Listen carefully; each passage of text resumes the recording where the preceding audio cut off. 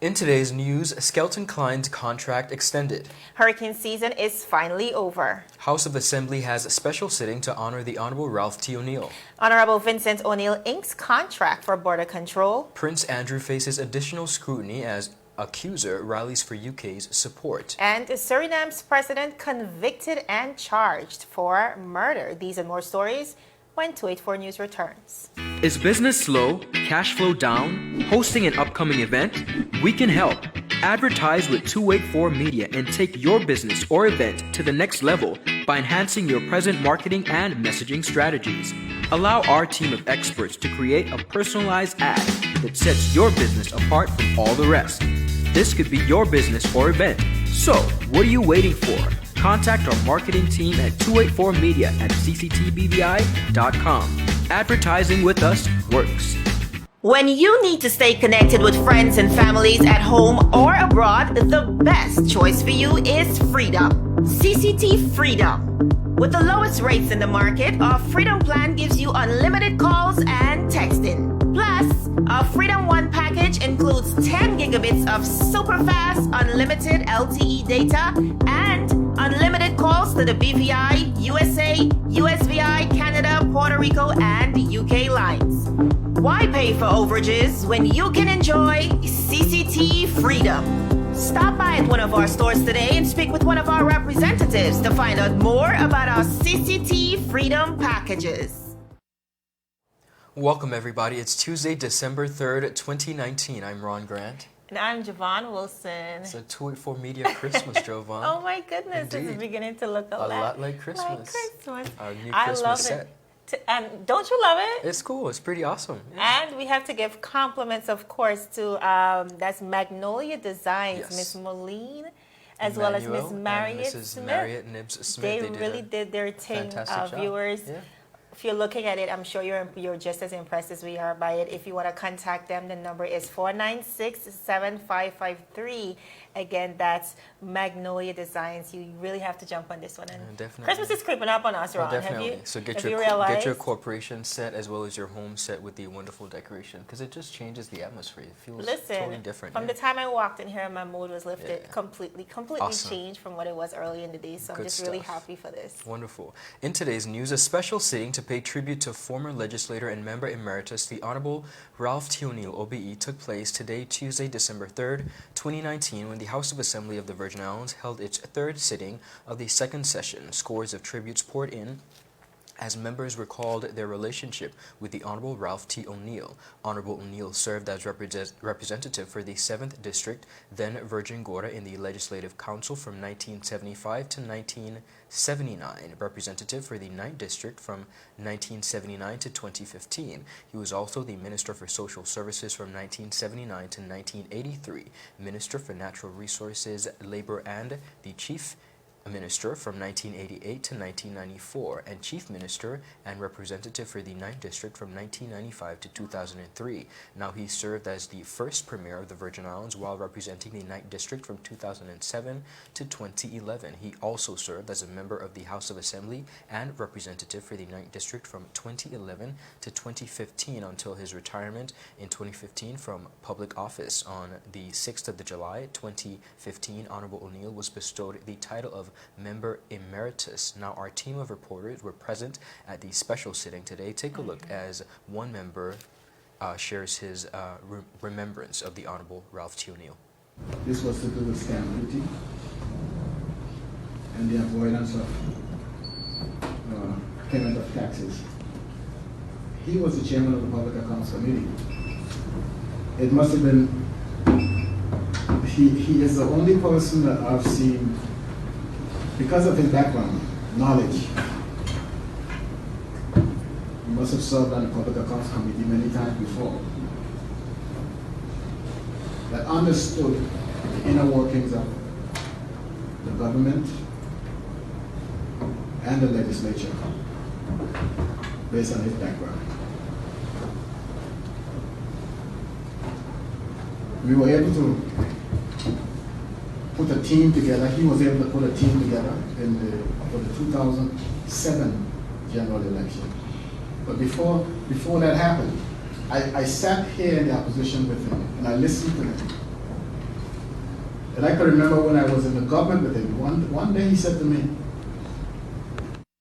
The public is reminded that a state funeral is being planned for Wednesday, December 11th to honor the first Premier of the Virgin Islands, the Honorable Raplh T, OBE, Member Emeritus. His body will lie in state at the House of Assembly chambers on Monday, December 9th and Tuesday, December 10th.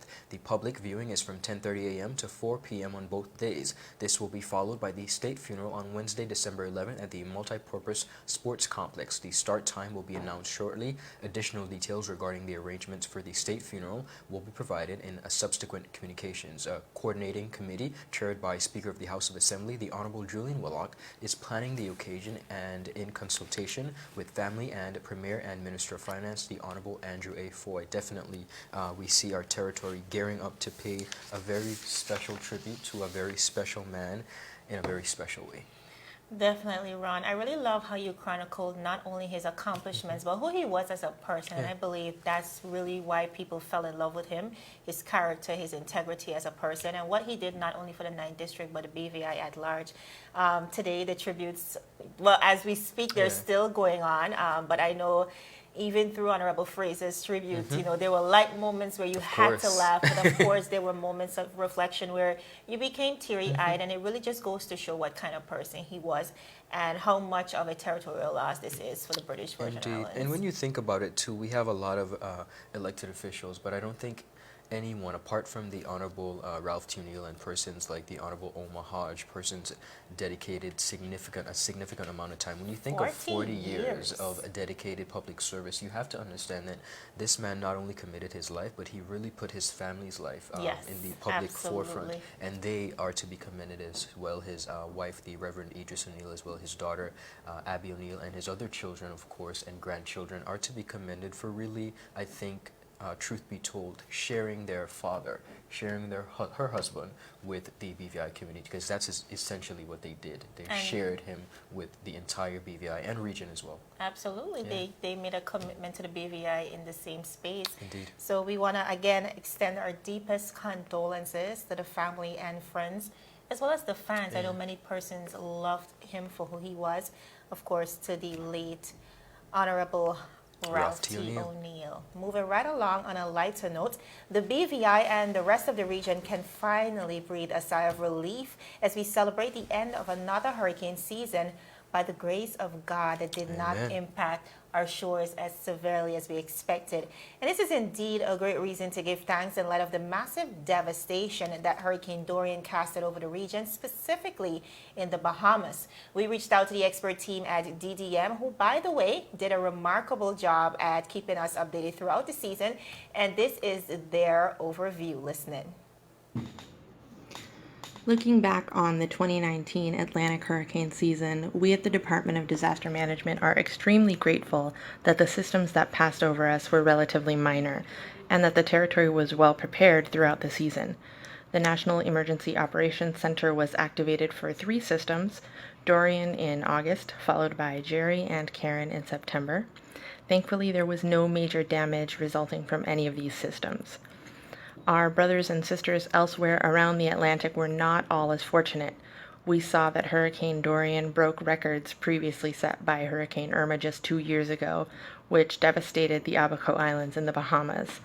Other systems this season sent impacts across the Atlantic, from flooding in Tobago and in Texas to tornadoes in Florida and Louisiana. In terms of trends, it's safe to say that climate change presents new challenges for our region.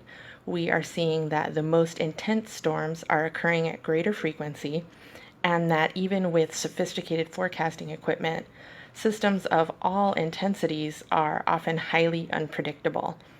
All this means that as a region and as a territory, we all need to work together to be ready for tropical cyclones and other emergencies.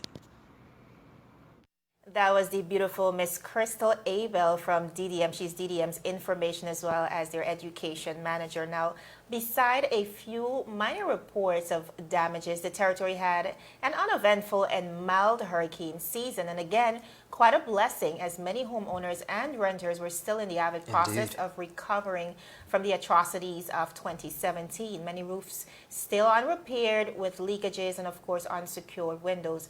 Now, while we were spared, Hurricane Dorian made a devastating touchdown in the Bahamas, completely damaging Abaco and a few other islands. The Category 5 storm left the country in a $3.4 billion deficit and 67 recorded deaths, with hundreds still missing as we speak.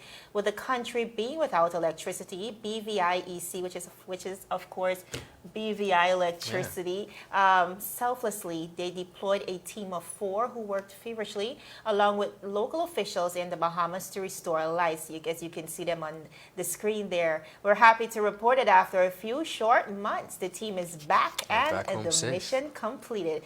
Abaco and the rest of the Bahamas is on the rebound. So, Ron, today we are more than grateful, Indeed like we I are. said, for grace and for the stalwart leadership of officials like the governor, the government of the Virgin Islands, and even the private sector and all the other persons who played their respective roles in navigating the weather systems and again playing their roles throughout the season to make sure that everyone is updated, to make sure our elderly are taken care of, our children are safe and mentally prepared for the storm, because I was very impressed this time around how much we paid attention To to mental the health, yeah. yes in this It was season, a which was major really conversation. important, especially Dr. Michael Turnbull sending out that message and having it go viral because people really understood the pain and the devastation that comes from a time like this. DDM and their team over there, they do a significant job. I mean, every year, year after year, I don't think many persons understand the magnitude of the work that it takes for them to not only prepare but to educate the public on what should be done and how we should handle ourselves in a storm. And coming out of 2017, they continue to exercise stalwart leadership. So congratulations to the wonderful folks there at the DDM Emergency Center. And their selflessness too, because It's not an easy they job. have to step away from the comfort of their homes, from their families, and they have to be essential in this time, and that's exactly what they did, and we're really proud of your continuous efforts, especially this hurricane season. I think they were up to par at every level. Most definitely. When it came to this season. Still ahead, Skelton-Cline's contract extended and a lot more. These and more when 284 News returns. Everyone looks to the future, but no one truly knows what the future holds. The number of people under the age of 20 with type 2 diabetes could increase by 49% by 2050. Let it be known that we all have a 30% chance of developing hypertension. Globally, more than 300 million people of all ages suffer from depression. More than 60,000 young adults aged 20 to 39 are diagnosed with cancer each year. Obesity leads to problems such as stroke, heart disease, and kidney failure. No matter your race, age, or color, we are all at risk. These diseases can be managed or prevented if caught early. But with the right medicine and the right doctors to keep us on a path to live a robust and healthy life, We will live well.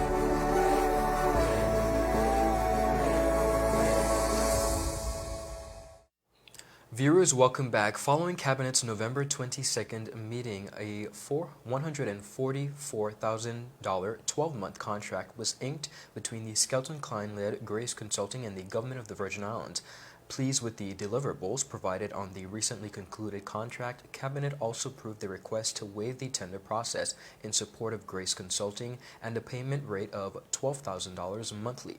The monies will be paid upon proof of invoices and status reports under the consultancy. Though this affiliation has come under major controversy in the past, the Premier has maintained that confidence in Claude Skelton-Cline, further expressing that he will be fired if protocols are not adhered to.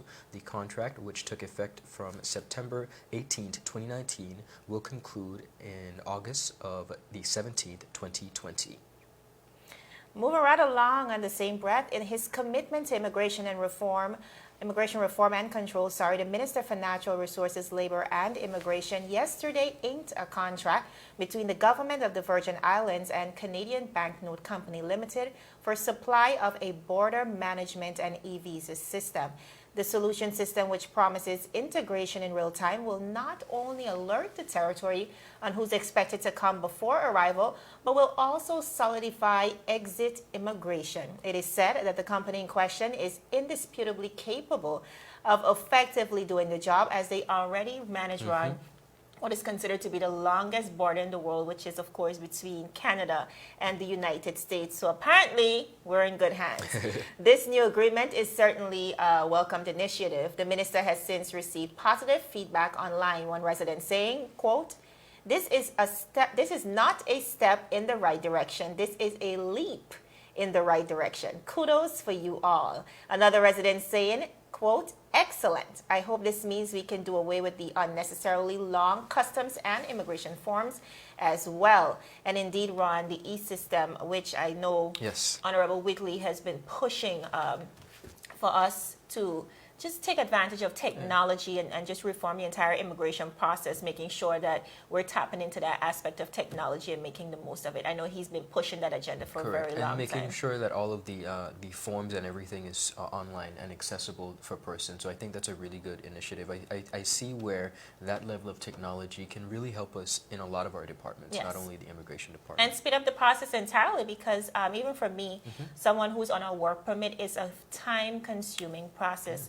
Dealing with the different departments, and it really requires a lot of time. So having the opportunity to do that now online, and especially with the immigration overhaul that we're seeing here, I know it's definitely a welcome one. The immigration reform piloted by Honorable Wheatley began months ago, firstly with the regularization initiative, which has since seen over 1,000 persons becoming residents and belongers, with more to come, because we do remember that that's in phases, yes, in batches.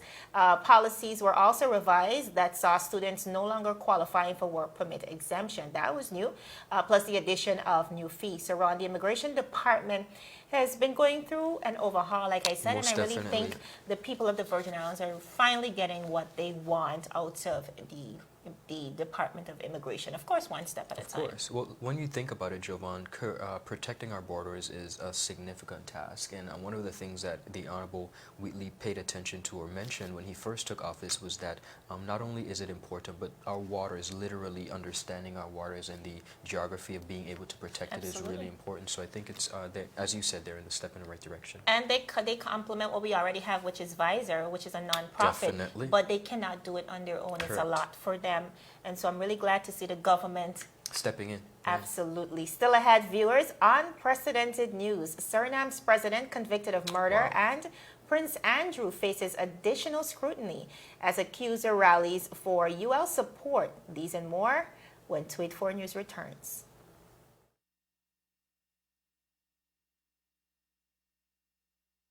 When you need to stay connected with friends and families at home or abroad, the best choice for you is Freedom. CCT Freedom. With the lowest rates in the market, our Freedom plan gives you unlimited calls and texting. Plus, our Freedom One package includes 10 gigabits of super fast, unlimited LTE data and unlimited calls to the BVI, USA, USVI, Canada, Puerto Rico, and UK lines. Why pay for overages when you can enjoy CCT Freedom? Stop by at one of our stores today and speak with one of our representatives to find out more about our CCT Freedom packages. If you're now joining us, this is 284 News. Now, China rolled out the red carpet for Suriname's President Desi Bouterse this week as he defended Beijing over the protests in Hong Kong. But while he's been in China, the news back home wasn't so good for Bouterse. A military court found him guilty of murder and sentenced him to 20 years in prison. In a case that goes back decades, Desi, who was found guilty of planning, kidnapping, and ordering the extrajudicial execution of 15 political prisoners, initially claimed that they were shot while trying to escape a colonial-era fortress in Paramaribo, which is the country's capital. Okay. Only one of the detainees, a union leader, survived the killings and would live to testify against Bouterse. A panel of judges ruled that Bouterse oversaw an operation in which well-known journalists Lawyers and university teachers were rounded up and killed for the crime of criticizing his leadership in 1982. The victims' families have long doubted whether Baltusay will face justice in the trial, which began way back in 2007. He has since accepted political responsibility for the killings, but he said that he wasn't there. Now, Desi Baltusay has dominated politics in the former Dutch colony Suriname since he seized power in 1980, becoming the head of the army and made de facto leader of Suriname until 1987. He would later leave the army to lead the National Democratic Party, which came into power in 2010. Now, in light of the political upset following the unraveling of this case, in 2010, after being elected president, he pushed through a law granting himself immunity, but that law was later overturned. It is said that the party repeatedly tried to halt this trial, and 6 persons accused of being involved have already died since it began 12 years ago. The new verdict and sentencing are being seen as a triumph for the rule of law, but as of today, authorities in Suriname are yet to issue a warrant for the president's arrest. Now, Ron, this is a highly unprecedented move. We've never seen this before. Being convicted of murder. I mean, this is just definitely something that you do not unbelievable. hear every day. And, you know, the country is really split on the decision because at the end of the day, he is their president. He has a lot of support. He has a really organized party. And he was elected democratically. So there are people who are really on the fence on whether he, and then this happened so long ago. Right. But I believe, and I think the court saw this, the jury saw this, it doesn't matter. Once you are guilty of killing innocent people in the face of democracy, you absolutely have to pay the price for that. Well, one of the things that I think is really important is that we've seen situations like this across the region in many different countries.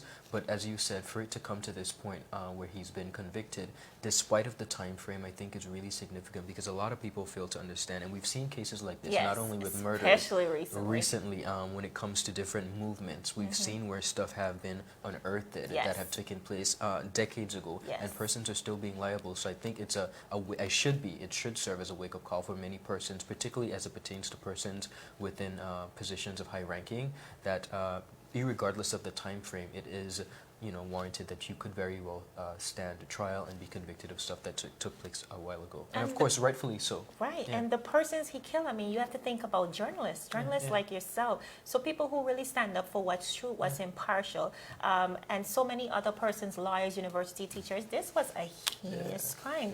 And it just really goes to show, and besides this, I mean, he is of a questionable character. He was also sentenced to 11 years in the Netherlands for, I think, transporting or trafficking over 1,000 pounds of cocaine. But of course, sentenced in his absence, and because of his immunity, didn't get to serve that time. And he tried to safeguard himself with that law. Luckily, that law was overturned, and today we see that he's returning from China to face his time. So Very this is interesting just story. Truly a victory for victims. Again, this is not a story that we see every day. A victory for victims. A victory for victims. I'm really happy to see Suriname really standing up and being a leading example in this regard. And now on to other regional news. The Associated Press has reported that Prince Andrew recently suffered fresh scrutiny Monday night when the woman who says she was a trafficking victim to have sex with him when she was 17 asked the British public to support her for justice. Virginia Roberts Guffair told BBC Panorama that people should not accept this as being okay. Guffair's first UK television interview on the topic describes how she says she was trafficked by a notorious sex offender, Jeffrey Epstein, beginning in 2001 in order to have sex with Andrew 3 times, including once in London. This is not some sordid sex story. This is a story of being trafficked. This is a story of abuse, and this is a story of you guys' royalty, Guffair told the program. Andrew, 59, has categorically denied having association with Epstein. In addition to that, he's apologized for his association with Epstein, but he denies having sex with this young lady who died. Epstein, of course, died in prison in August within the New York, and officials have said it was because of a suicide. The disgraced prince has stepped down from the royal duties for the feasible future because of his friendship with Epstein and the allegations of sexual wrongdoing with an underage girl. He says he is willing to cooperate with appropriate law enforcement enforcement inquiries if required to do so. The scandal is one of the worst to have gripped the royal household in recent decades and has severely tarnished the reputation of Andrew, one of Queen Elizabeth II's 4 children. U.S. law enforcement agencies have not commented publicly on whether his actions are being investigated. British police looked into Gouffier's claims made in 2015 that she was trafficked into England to have sex with Andrew but did not launch a full-scale investigation.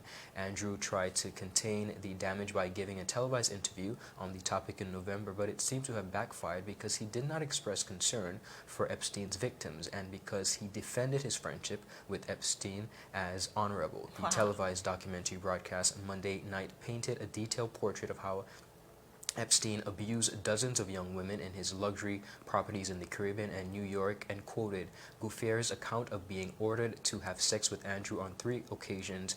Gouffier, now 35, described how she says she was recruited by Maxwell, Epstein's girlfriend at the time, to give Epstein massages when she was working as a locker room attendant at Donald Trump's Mar-a-Lago estate in Palm Beach,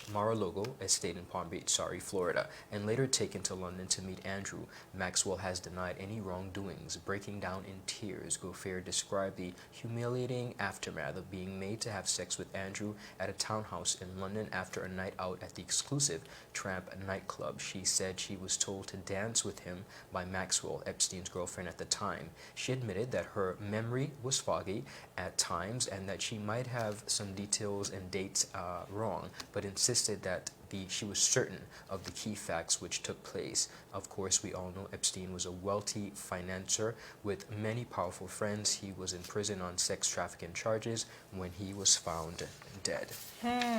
Very tragic story. I know how you feel about that. And it sends trickles down, I think, all of our spines as we listen to the horrific details that are being described. Another example, Jovan, of how it seems as though for some time persons who are in position of power seemingly get away, but I don't think we should take that mind frame now, because we see clearly in our society and across the region and across the world where as hard it is for the victims, they're being forced to answer to these charges, and I think that's the most important thing at this point. And that's what I love most about being a part of this era. Yes. The fact that we're bold enough, we're courageous enough to speak out against injustice and these wrongdoings. It's not a light matter, yeah. It shouldn't matter how much money you have or what kind of power, whether political or not, you have, what type of influence you have. It matters not. Once you've done wrong, you have to pay the price. And he said, he apologized for his association with Prince Andrew. How do you apologize for something that you once considered to be honorable? Yeah. And honorable. Clearly said that he thought the relationship was honorable. So it became something else when, of course, this story blew up in the media. And I find most of these persons, because he was also affiliated with President Donald Trump and many of the other notables. And so ever since this story blew up, everybody tried distancing themselves from him. But according to what the experts are saying, there's supposed to be a little black book, and this book supposedly contains the names of the many persons who were part of this ring. Well, and I don't think, Jovan, I really don't think this is going to be the last of it. I think absolutely not. Persons will unfolding, definitely continue to come forward. I really applaud the bravery of these girls, because in light of who these people are, it's definitely not an easy thing to do, period. And I could imagine what they're going through as they continue to heal from this situation. I really do hope that we get to the bottom of it, though, because a lot of persons have also alleged that he was killed by the very persons he was affiliated with. Because of the connection and persons, I guess, being afraid of what he just might say in the face of the trial. So let's just see what comes out of it. Viewers, as always, it was a pleasure to join you for today's newscast. Be sure to like us on Facebook at Tweet4 Media and Tweet4 BVI on Instagram as well as Twitter. I'm Javon Wilson. And I'm Ron Grant. We'll see you again tomorrow as we deliver your daily dose of local, regional, and international content. Tweet4 News, your source for honest and impartial news. Have a terrific Tuesday, guys. Bye-bye. So you're saying I can ask this cat any question? The cat is connected to the computer. You just type in the question, it will read his mind. There the answer comes.